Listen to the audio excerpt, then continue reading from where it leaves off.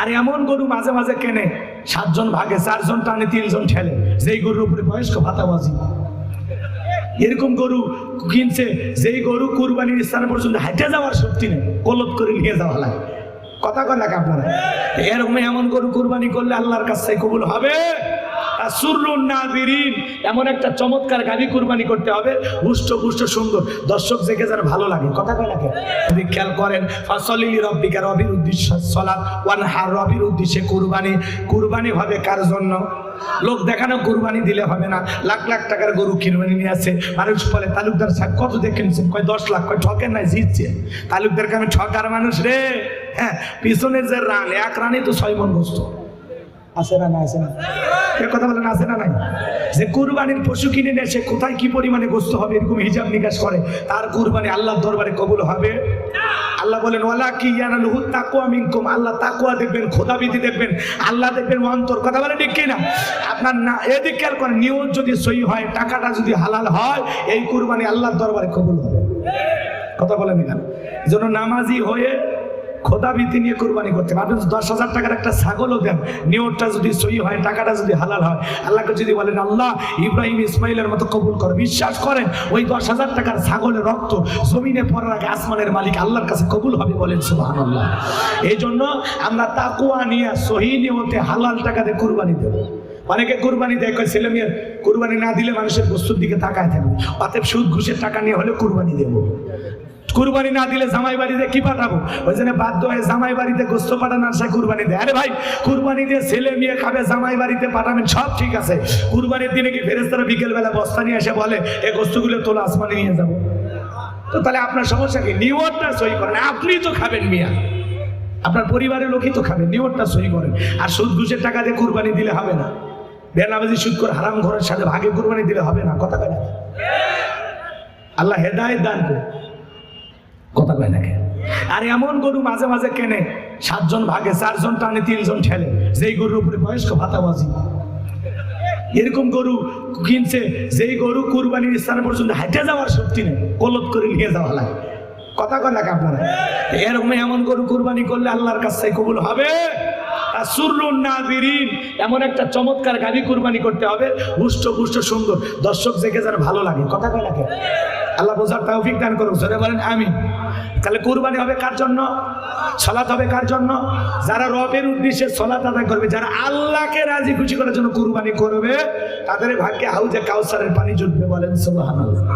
এরপরে আল্লাহ বলেন ইন্না শানিয়াকা হুয়াল আবতার। নবী গো, যারা আপনাকে লেসকাটারির বংশ বলে, আপনি মন খারাপ করবেন না। ও নবী, আপনার ছেলে সন্তানগুলোকে নিয়েছি, আপনি মনে কষ্ট নেবেন না। যারা আপনাকে লেসকাটারির বংশ বলে, আমি আল্লাহ তাদের বংশে বাতি জ্বালানো কাউকে রাখবো না। ওই আবুল হাবুদ বা সাইবা, ওদেরকে আমি আল্লাহ নির্বংশ করে ছাড়াবো। ও নবী, আপনি মন খারাপ করবেন না। আপনার ছেলে সন্তানগুলোকে নিয়েছি, আপনি কষ্ট মনে নেবেন না। আপনাকে মহাব্বত করা, ভালোবাসার কোটি কোটি রুহানি সন্তানকে আমি আল্লাহ জমিনে পাঠায়া দেব। আল্লাহু আকবার বলেন। তামাম পৃথিবীতে 180 কোটির মতো মুসলমান, আমরা সবাই রসুলের কি সন্তান? রুহানি সন্তান। সুবহানাল্লাহ বলবেন না? এই জন্য নবীকে নিয়ে যখন কেউ বাজে মন্তব্য করবে, কুটি কুটি করবে, মুসলমান সহ্য করতে পারে না। বিশ্ব নবীর অপমান সইবে না রে মুসলমান। বলে বিশ্ব নবীর অপমান। নবীজির অপমানে যদি না কাঁদে তোমার মন, মুসলিম নয়, তুমি মুনাফিক, নবীজির দুশমন। কথা বলে ঠিক কিনা? হে মুসলমান, ভালো করে শোনেন। ওরা যদি আমার বাবাকে গালি দেয় আমি সহ্য করব, মারে গালি দেয় সহ্য করব, আমারে গালি দেয় সহ্য করব, আমার দলকে গালি দেয় সহ্য করব। কিন্তু বিশ্ব নবীকে নিয়ে যদি কেউ কটূক্তি করে, অশ্লীল ভাষায় মন্তব্য করে, আজে বাজে কথা বলে, নারী লোভী সন্ত্রাসী বলে, আমার নবীকে নিয়ে যদি কেউ বাজে মন্তব্য করে, ওরে ধইরা আর বুকের উপরে সইরা আর জিহ্বা টান দিয়ে ছিঁড়ে কুকুরকে খাওয়ায় দেব। নবীজির অপমান বরদাস্ত করা হবে না। কথা বলে না? এই জন্য ভাইরা আমার, এই যে ফ্রান্সের জালেমেরা যখন দেয়ালে দেয়ালে কার্টুন প্রদর্শন করে, একটা কার্টুন বানায়া নাকটা দেখা করে একটা দাঁড়িয়ে জায়গা লাগাই দেয়, ইনি মোহাম্মদ, জোরে কর নাউজুবিল্লাহ। ওরা যখন সমালোচনা করলো, তামাম পৃথিবীর 180 কোটি মুসলমান ঐক্যবদ্ধ হয়ে এই সালিক খোলো নাকি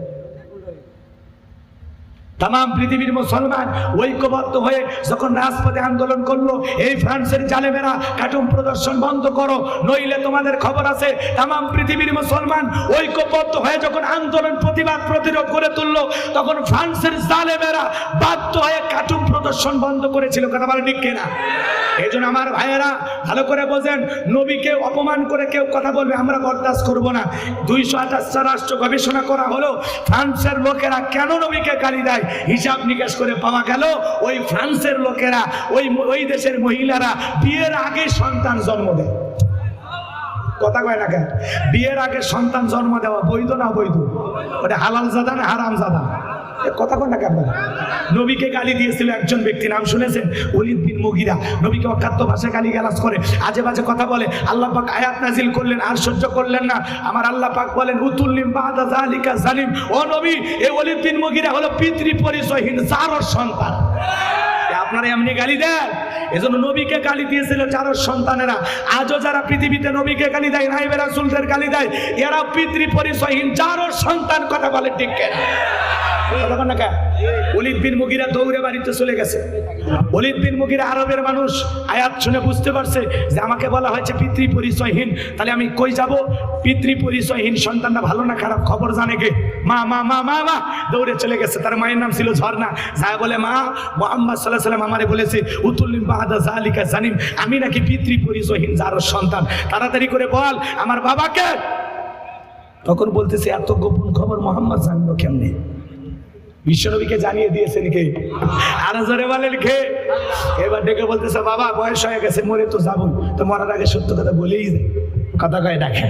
তখন ডেকে বলতেছে, তোর বাবা ব্যবসা বাণিজ্যের কাজে এত ব্যস্ত আমার দিকে ফিরেও তাকাইতো না।